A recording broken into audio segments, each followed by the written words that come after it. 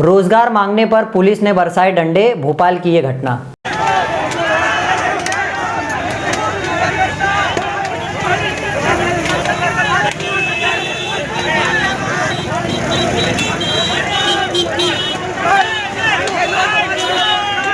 Mumbai TV, हर खबर सच के साथ। मैं हूं अफजल शेख और आप देख रहे हैं मुंबई टीवी। 18 अगस्त को मध्य प्रदेश का भोपाल, यहां पर नीलम पार्क में रोजगार मांग रहे तमाम स्कूली छात्रों को पुलिस ने जमकर लाठियां बरसाई और इसमें जो है 24 छात्रों को काफी गंभीर रूप से चोट भी आई है, जिसमें हम आपको बता दें इन सभी छात्रों को एक एक कर पुलिस वैन में भर लिया गया और पुलिस वैन में भरने के बाद 25 किलोमीटर दूर एक जंगल में ले जाकर के छोड़ दिया गया। अब इस मामले में लेकर के तमाम विपक्ष द्वारा बीजेपी पर कड़ा निशाना साधा जा रहा है कि बीजेपी सरकार रोजगार के नाम पर ठेंगा दे रही है, लेकिन जब हम रोजगार मांगने निकल रहे हैं तो रोजगार के बजाय हमें डंडा मिल रहा है। तो किस प्रकार ये छात्र जो है अपनी इंसाफ की लड़ाई लड़ते रहेंगे, क्योंकि मध्य प्रदेश ही नहीं तमाम अलग अलग जिलों पर रोजगार की मांग तेजी से उठ रही है, लेकिन वैसे में सरकार रोजगार पर कोई ध्यान ना देते हुए इन छात्रों पर किसी भी तरीके का कोई रहम नहीं दे रही है। और ऐसे में जब छात्र अपने रोजगार के लिए रोड पर आते हैं तो उन्हें लाठियां खानी पड़ती है। तो देखिए किस तरीके से तमाम छात्र जो है रोजगार मांगने आए और उन्हें बुरी तरीके से पुलिस द्वारा पीटा गया, और कैसे मध्य प्रदेश में 12 सालों से जो है रोजगार के लिए तमाम छात्र अपील कर रहे हैं, लेकिन मध्य प्रदेश एक ऐसा जिला बन गया है जहां पर रोजगार के लिए कोई बात सरकार करती नहीं और रोजगार के लिए जब निकलते हैं तो लाठी खाना पड़ता है।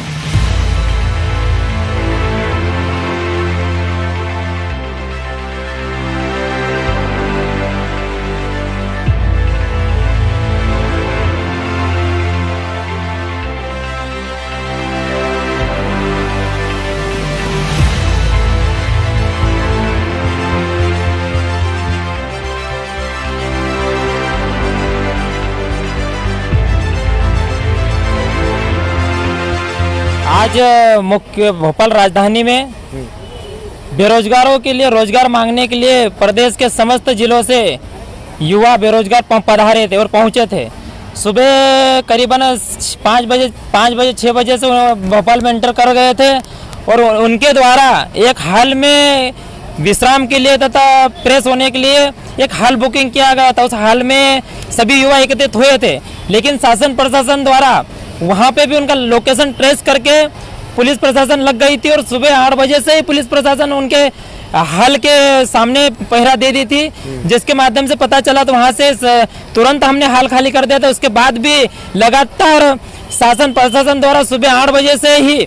पुलिस प्रशासन इतनी सख्त हो गई थी और इतने पहरे लग गए थे कि युवा कहीं भी चौराहे पर दिख जाते थे तो उन्हें धमकाया जाता था, डराया जाता था और कहा जाता था कि तुम जहां से भी आए हो वहां वापस लौट जाओ, नहीं तो हम तुमको गिरफ्तार कर लेंगे और ऐसी जगह पहुंचाएंगे जहां तुम्हारा पता भी नहीं चलेगा। इस तरीके से पुलिस प्रशासन द्वारा सुबह से युवाओं को भ्रमित किया जा रहा था और डराया जा रहा था। कुछ युवाओं को क्या बंद भी किया गया था? हाँ, कुछ युवाओं को बंद भी किया गया था, जिसमें मुख्य रूप से नेतवर्क करता थे प्रमोद नामदेव सर, सुमेर बरोले जी जो बड़वानी से थे और गोपाल प्रजापति सर जो इंदौर से थे और चौहान सर जो भोपाल से थे। उनके साथ भी मारपीट की गई और इतनी घिनौनी हरकत की गई कि शिवराज सिंह चौहान मामा नहीं, एक प्रकार के कंस मामा कहलाने लायक है, क्योंकि उनके भांजे और भांजों को कहते हैं कि मेरे भांजे और भांजियों को, लेकिन उनके द्वारा तथा उनके प्रशासन द्वारा जो आज रवैया अपनाया गया युवाओं पर तथा बेरोजगारों पर, वो एक बहुत ही निंदनीय है। इस रवैये का हम पुरजोर विरोध करते हैं और लगातार इन बेरोजगारों युवाओं की मांग को लेकर हम प्रदेश भर में तथा केंद्र सरकार तक हम इस मांग को ले जाएंगे और लड़ेंगे। सुनील जी, ये आंदोलन जो था इस प्रकार का बेरोजगारी का, ये पहला आंदोलन था या इसके पहले भी कुछ चरणबद्ध आंदोलन हो चुका है या इसके बाद और अपना अगला कदम है कुछ? ये पहला आंदोलन है। इससे पहले बड़वानी में तथा प्रदेश के समस्त जिलों में भी आंदोलन था, जिसके तहत रैली निकाली गई थी कोरोना गाइडलाइन को लेकर। उसमें रैली में भी बड़वानी में भी बेरोजगार युवाओं ने रैली निकाली और मांग की गई थी जो विकलांग पद है और खाली पड़ी पद है उनको भरे जाए, लेकिन उन युवाओं पर भी वहाँ बड़वानी की प्रशासन द्वारा एफआईआर दर्ज की गई थी और वहाँ बहुत बड़ा हंगामा हुआ था। उसके बाद में झाबुआ में भगत सिंह की धरती पर झाबुआ में भी एक आंदोलन चलाया गया था और वहाँ आंदोलन चलाकर वहाँ आह्वान किया था कि 18 तारीख को हम भोपाल में मुख्यमंत्री के निवास को घेरेंगे और मांग करेंगे कि जितने भी विकलांग पद है तथा प्रदेश में जो भी पद खाली भरे पड़े हैं उनको तत्काल भरा जाए, नहीं तो प्रदेश भर में तथा राज्य स्तर पर तथा प्रदेश जिले देश स्तर पर भी आंदोलन चलाया जाएगा। ऐसे तमाम अपडेट से जुड़े रहने के लिए सब्सक्राइब करें मुंबई टीवी। मैं अफजल शेख फिर हाजिर हूँगा एक नई न्यूज़ के साथ।